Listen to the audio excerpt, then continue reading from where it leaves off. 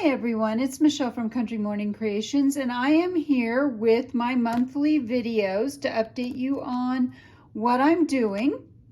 So if you're new, I usually create a traveler's notebook for myself for every month. I get overwhelmed with the thought of trying to fill in one of those big thick journals. So I actually do create my own journal every month. I also then take those journals and bind them into a bigger journal, and I use a reusable book cover. So I have a hard cover on the outside of all of my traveler's notebooks as well. So whether I make them out of a cloth or something a little bit harder, it doesn't matter. I can carry it in this. And this you can see because of the way I handle it. I don't know if you can see, this is darker at the bottom than it is on the top, and that's from my hand ink.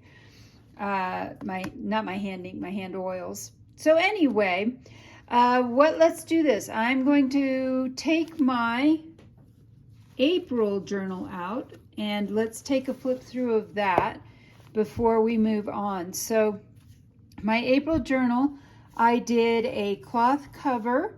This was actually avocado dyed fabric. It's an old sheet that I avocado dyed that I did myself.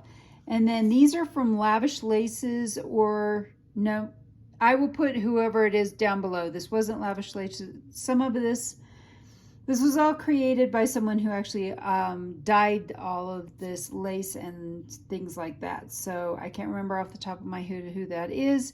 That includes this lace as well. Beautiful, beautiful stuff.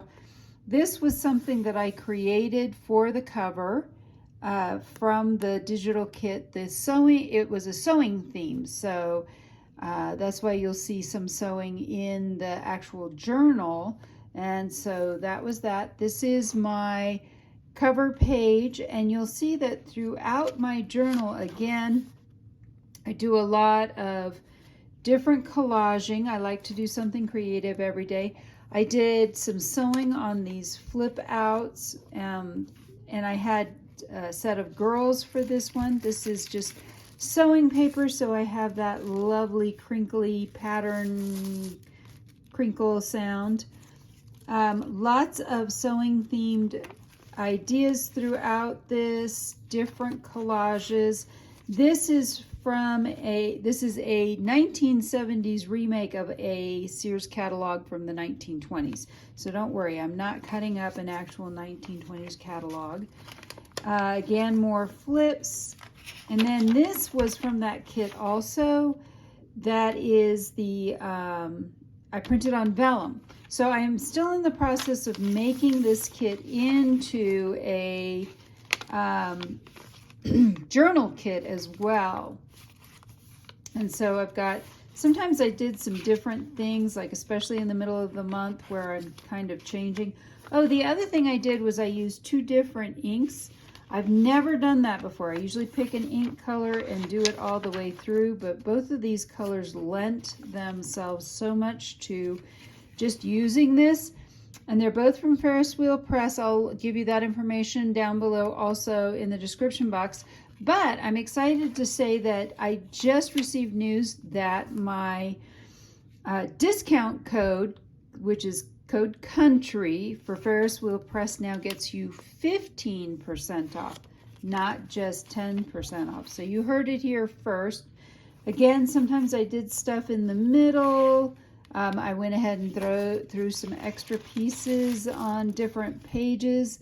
And then we get to my last page. Hold on, we're not quite there yet. So like this one, I did stuff in the corners. And then this one, I just did a really thick one, but I don't know if you can see, I added little dots. Those are actually part of the kits every month. So anyway, the last page is blank, only 30 days in April. Now, this I was really excited about. So this is one of the background papers for this kit. And on the inside, there is also, this is one of the background papers for this kit. This is what's really cool. I had someone donate or give me a bunch of sewing grade leather. It's really fine leather. And look at this, it embosses beautifully this is a Tim Holtz die cut, and it embosses as well, and you can really see the detail in this. So it was beautiful. It actually, you just emboss it the same way you emboss anything, and you use the same plates and everything. So I am thinking about offering bags of this to be sold through my Etsy shop. So if you're interested, drop a comment. So this is my cover page, and you can see that much of this is a lot of the stickers that you will find in that kit. I will also throw at the end of this a little bit of what my kit includes. So again, my 28-pound coffee dyed paper. It's a really great weight, and I find that it may not necessarily prevent ink from bleeding through, but it is very much fountain pen ink friendly. This, I was really excited to get. This is a letter from 1871 on this gorgeous blue. I have scanned this, and I'm going to scan several others, and those will be coming into my Etsy shop soon. An Edith Holden page for May. I do love Edith Holden pages. I'm still stuck on that. This is a very personal page for me because this pen is actually the pen that I have from my great-grandmother. I'm going to grab it real quick. So this is the order page out of the Sears catalog for this pen. Isn't that cool? So you can see that's exactly that pen. And then, so that was why I picked this paper out, because this whole theme is about writing. And so that is pretty much, this is the rest of that page.